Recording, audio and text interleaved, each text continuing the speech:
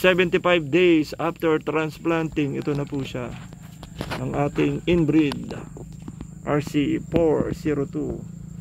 Nababag ng 10 araw nung 47 days. Na-delay siya ng 10 days. Ayan po nangyari. Ngayon pa lang siya lumalabas.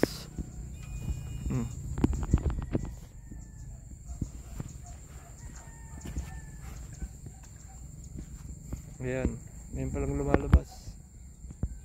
Nagyoyokoan na. Ayun, nagyoyokoan na yung karamihan.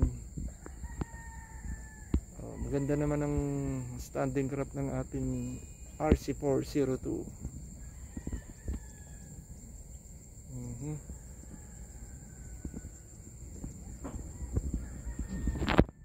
ganda po mga kaibigan.